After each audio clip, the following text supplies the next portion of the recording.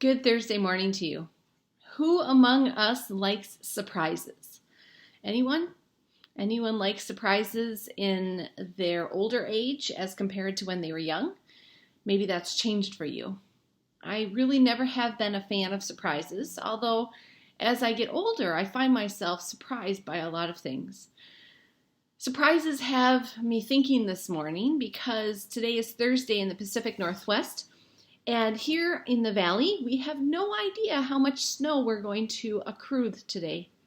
There's been estimates out of Portland anywhere between 2 and 8 inches. And even though there's only about 40 miles difference between Portland and Salem, because of mountain ranges and valley floors and all those kinds of things, our weather could be completely different. So I kind of feel like today is an incredible surprise. So what if we did that? What if we lived each day as if it were going to bring us an incredible surprise? Would that change how we approach the day? Would it change how we deal with our coworkers? Would it change how we build relationships or seek opportunity in the people around us? What if we lived every day as if there was a surprise in it? Because quite frankly, do we ever know exactly what the day will bring? I've been thinking about this, and I turned this morning to Matthew 25. Jesus is preparing his disciples. He's teaching and proclaiming the kingdom of God before he comes back into Jerusalem to make his way to the cross. And in Matthew 25, he is in the midst of parables. This one in particular is the parable of the 10 virgins.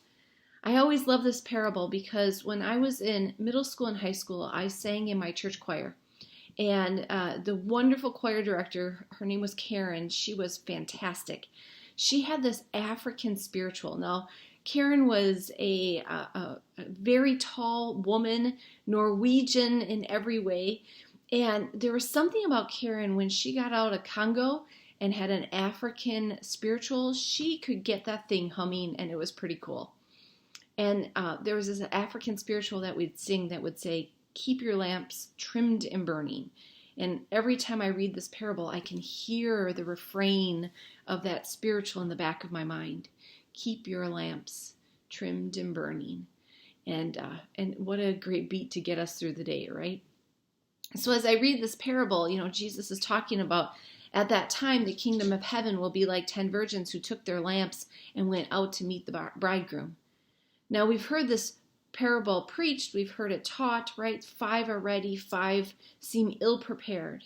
And as the parable goes on, the bridegroom shows up, and those who were ill-prepared had left to go and get the oil that they should have been planning for to begin with, and the bridegroom doesn't recognize them.